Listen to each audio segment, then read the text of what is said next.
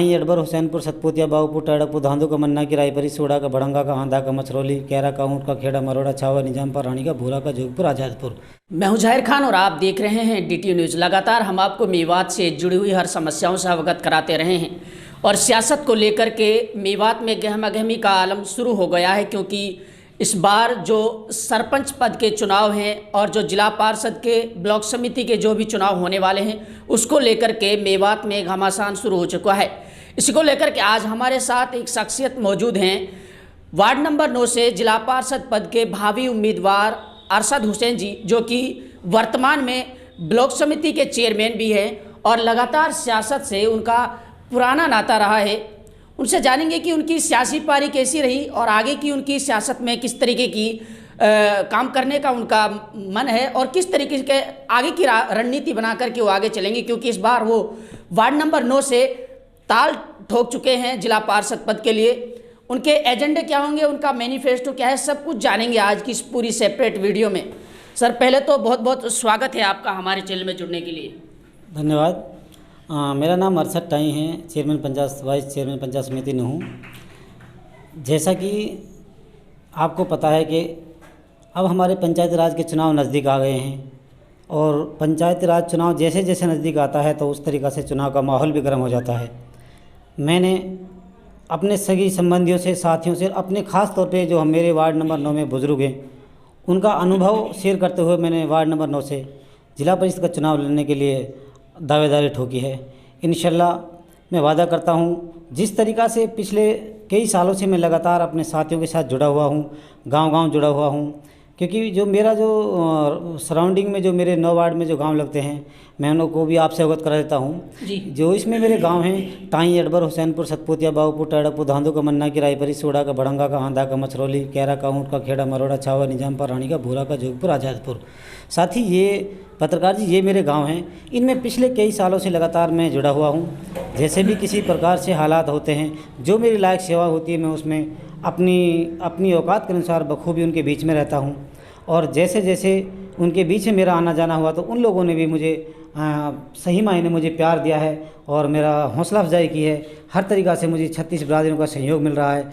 और रही बात विकास की, अब मुझे जो जिम्मेदारी मिली थी, जो भी मेरा वार्ड पड़ता था उसमें बखूबी मैंने एक इंतज़ामात के तहत अच्छा अपना वर्क किया था। जो मेरी औकात थी उसमें मैंने काम किया है। रहा वार्ड नंबर 9 का मसला, जो भी हमारे पूरे पार्षद रहे हैं, मैं किसी का नाम लेना नहीं चाहता, सारे वार्ड के हर वोटर, हर आमजन उससे वाकिफ़ है कि पिछले जो भी वर्तमान में पीछे जो पार्षद रहे उन्होंने मेरे ख्याल में कोई विकास कार्य नहीं कराया। अगर विकास कराया है तो उन मुद्दों पर चुनाव लड़ें, गाँव में जाकर दिखाएँ कि मैंने एक वर्क किया है। मैं जो चुनाव लड़ रहा हूँ, मैं चुनाव की मेरी एक नीति है, मेरी नीयत अच्छी है, उस तहत मैंने चुनाव कर लड़ने का फ़ैसला लिया है। और मेरा जो अपना प्लान है, मैं जो मैनिफेस्टो तैयार किया है, अपने संगी संबंधियों साथियों के साथ मिलकर, अपने पढ़े लिखे युवा साथियों के साथ मिलकर और बुज़ुर्गों का सहयोग लेकर, जो मेरा मेन एजेंडा है उसमें सबसे पहली जो मैंने उसको एक मेन पावर दी है कि अल्लाह ताला ने अगर मुझे वार्ड नंबर 9 से ज़िला परिषद बनाया तो जो भी मैं वर्क करूँगा, मेरा अपना दिली जो तमन्ना है और साथियों का जो फ़ैसला है, मैं सबसे पहले जो हमारे बुज़ुर्ग हैं, क्योंकि उनका अनुभव शेयर करके मैं उसमें काम करूँगा, मैं बुज़ुर्गों को साथ रखूँगा और युवाओं का जो जोश है, युवाओं की नीति को भी ध्यान में रख के काम करूँगा। चाहे स्पोर्ट्स की बात हो, हेल्थ की बात हो, या फिर हमारे जो 9 वार्ड के जो गांव पड़ेंगे उनमें चाहे जिस संबंधित डिपार्टमेंट का काम पड़े, चाहे BNR है, पब्लिक हेल्थ है, इरिगेशन है, हेल्थ है, पुलिस प्रशासन है, जो भी जायज़ काम होंगे मेरे वार्ड वासियों के, इंशाल्लाह वादा कर रहा हूं मैं उनके तत्पर रहूंगा और हर संभव कोशिश करूंगा कि मेरे वार्ड वासी कि मेरे अगर आज है, मेरे को पावर दी जाती है, मुझे पार्षद बनाया जाता है, तो इंशाल्लाह ताला मैं अपने वार्ड वासियों किसी को भी मायूसी नहीं होने दूंगा, चाहे वो मान सम्मान की बात हो, चाहे विकास की बात हो। तो इस हिसाब से मैं अपना अगर अल्लाह ने इज्जत दी तो मैं कार्य करूँगा। सर, जिस तरीके से आप लगातार अपने एजेंडे गिनवा रहे हैं और आप लोगों की उम्मीदों पर खरा उतरने का पूरा वादा कर रहे हैं, लेकिन चुनाव से पहले सभी नेता इतने बड़े बड़े वादे करते हैं, धरातल पर वो नज़र नहीं आता, इसके पीछे क्या वजह रही है अब तक?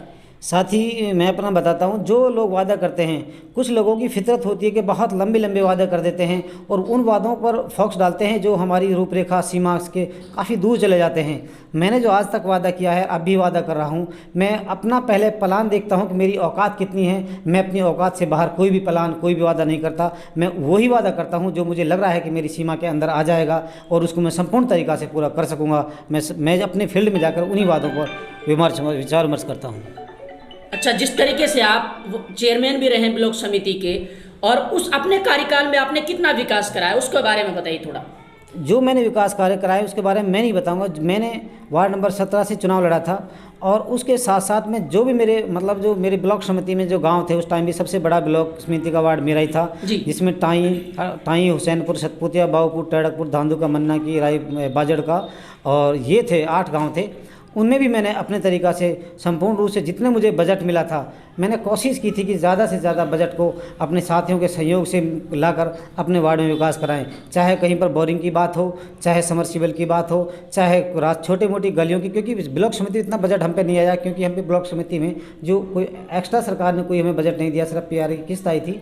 उसमें जो हमें मिला, चाहे स्कूल की बात हो या सामूहिक जवाब कुंडा टैंक बनाने की बात हो, जो मेरे लेवल का काम था मैंने सही मायने में किया है, वो सबके सामने दिखता है। सर, जो वार्ड नंबर 9 से जो वर्तमान के जो जिला पार्षद हैं, उन्होंने कितना विकास कराया, वो उसके बारे में खुद बताएंगे, जनता बताएगी। जनता आने वाला कल आपके सामने होगा, जनता के सामने होगा। अगर उसने जनता का विकास कराया है, वार्ड नंबर 9 का विकास कराया है, तो अपने मुद्दों पर चुनाव लड़े। मैं उसको मुबारकबाद देता हूँ कि अपने चुनावी जो एजेंडा रखे, विकास का एजेंडा रखे, लोगों के बीच में जाए कि मैंने ये काम किया है, तो उसको लोगों को सर, और भी दिग्गज चुनावी मैदान में ताल ठोक चुके हैं, उनके बारे में उनको कैसे चुनौती दे पाएंगे आप?